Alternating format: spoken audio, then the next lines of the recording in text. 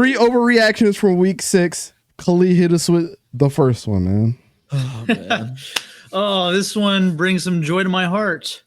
The SEC Championship will be a Lone Star Showdown rematch between Texas and Texas A&M. The two schools are on a collision course for Atlanta while they play each other in the final week of the regular season, reigniting a rivalry that has not been played in 12 years. Yes, sir. God damn. We got him. We fucking got him. It's been a long time coming. And guess what? They're going to play twice this year. No diddy. No diddy. There's a clear path for both teams to go into that game undefeated in SEC play, potentially guaranteeing a rematch in Atlanta.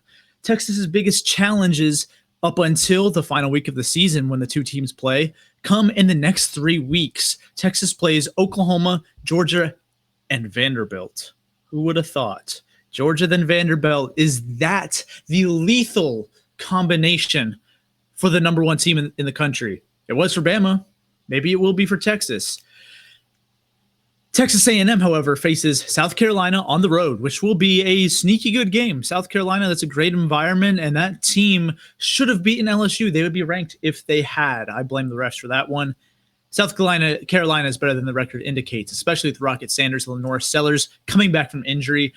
And then they play LSU.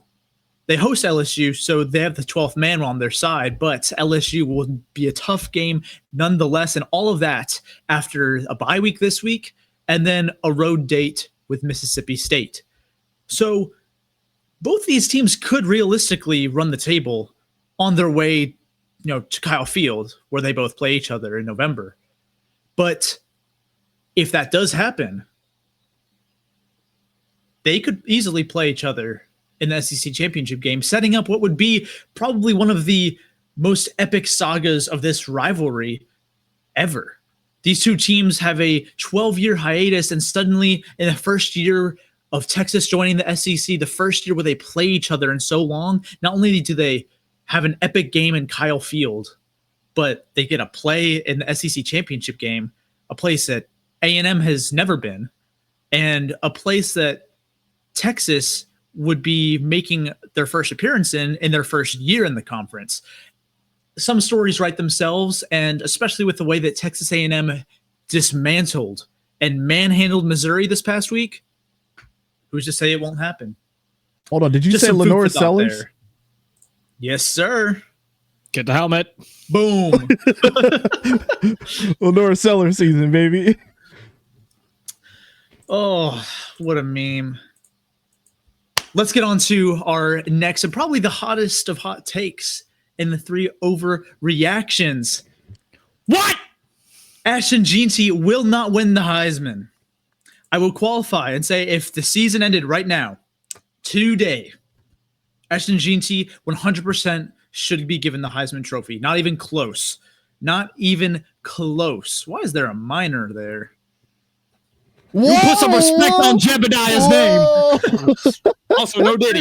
That is the UTEP minor logo. Anyways, Ashton Jeanty will not win the Heisman. Jeanty is the current favorite for winning the most prestigious college football award. But looking at last year, the favorite at on this current date, October 8th, right? Today's October 8th. Last year on October 8th, the favorite was Michael Penix Jr., along with Caleb Williams, Bo Nix, and Dylan Gabriel. No one else on this date last year was higher than plus 1,000 odds. Now, big name quarterbacks this year have not had as good of a year, right? The only other player who really you could say is having that great of a year at quarterback with Heisman consideration is Jalen Milroe, but his odds just took a big hit with that loss to Vanderbilt. And, Cam Ward, you can also argue, but he should also have 2 losses. That's the other tough thing. Only Ward is really doing what Nix and Penix were doing, and Milroe is having like a Williams or Daniels type season so far. with that loss thrown in there. But it wasn't until November when Jaden Daniels really started to take the lead in the Heisman race. So what that tells me is this race is wide open until you get late into the season when you really know who it is. And let's even look at 2022 when Caleb Williams took home the trophy. On this date, he was in second at plus 1,100 in odds behind CJ Stroud, who was at minus 103. So CJ Stroud was the runaway favorite, and the next week was passed by Hendon Hooker at plus 200.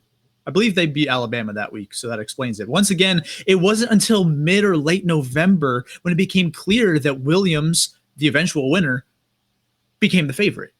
So all I'm saying is it's too early. It's college football. We saw that this past week, one of the craziest weeks in college football history, at least for some of us, right? In recent memory, one of the craziest weeks. Anything can happen. Anything can happen from now until December, right? From now until when those 3 or 4 athletes get to go to New York for that finalist ceremony. Again, if there was a trophy being given out today, it would 100% would go to J&T, not even close. What he's doing is unprecedented, but things can change. Stuff happens. It's never over till it's over. It's justified that he's the favorite, but I got a feeling it's going to be someone else. And that's our second hot take, our overreaction there. And this third one, maybe I'm being a little too cynical here, but Miami will still lose 2 games this season. Miami has escaped, potentially with some help from the ACC, 2 straight losses. They've escaped. They've gotten out with wins. Both of them to unranked opponents. Say what you want about both Virginia Tech and Cal. They're solid teams, yes. But you look ahead at their schedule, and there are some more solid teams. Teams who are arguably better than both the Hokies and the Golden Bears. This week, they travel to Louisville and face a top 3 quarterback, according to Dante. So this guy's legit. Tyler Shuck, he's legit. Ja'Cory Brooks, transfer from Alabama, he's playing like one of the better wide receivers in the country. That is a trap game, right? I know they just got blown out by SMU. Yeah, that was not a good look, but that's what makes it a trap game, right? Is they just got blown out. Miami, on top of the world, they're a top 10 team in the country. Cam Ward is like a Heisman contender, right? They're undefeated. They're ACC's golden boy, if you will. They can lose to Louisville. That's absolutely a losable game. Florida State without DJ Uiagalelei, they kept it close with Clemson. They're still fighting this team. There's still talent on that team. That talent has never been a question. But if they put it together at the right time, they could get an upset in Hard Rock Stadium. That one's up in the air, right? Florida State could pull off the unthinkable. Duke, the next game they play, Duke is 5-1, and Malik Murphy has been really good in his first year in Durham. They could pull off an upset. Why not? Georgia Tech and Syracuse, 2 of their last 3 games of the season, both on the road. Kyle McCord and Haynes King. You're telling me that those guys can't beat Miami? Because I sure think they can. There are a lot of losable games on the schedule. It may not be a gauntlet, right? You may not be playing a bunch of top teams, but you aren't on a cakewalk. You're playing some really solid teams, and if you struggle with Cal, Virginia Tech, and really should have lost to both, if Cam Ward does have any sort of dip in play, he could still be playing good. But if he's not playing great, Miami will take 2 losses this season. And between Louisville, Florida State, Duke, Georgia Tech, and Syracuse, I have Miami taking 2 losses in those 5 games. I believe you mean if Restrepo and receivers can't step up. Or not step up, but have an Jacoby off George, Xavier Restrepo, Damian Martinez. I still can't believe you sat up here, looked me dead in the eyes, and said that G&T should not be. That was blasphemous. Oh, I did not say should not be. I never said that once. I clarified. I said he should be right now. Absolutely. No, I don't right think now. he I'm will not saying be. right now. No, I'm just saying I don't think he will be. That's blasphemy. That's crazy. You come into my house, spit on my face, and you say this to me? For this? For this, Damon? Yes, sir. I hope you choke on that granola. For this, David? For this? I hope you choke on your granola. He said, I'm not even playing.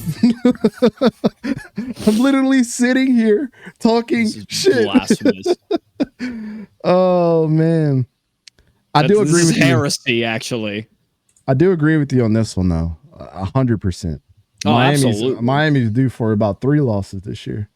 They keep Due to playing not like win this. a game the rest of the year after this bullshit that we've seen the past 2 weeks. Yeah, I'm about to lose my damn mind. Tell you that much. Crazy.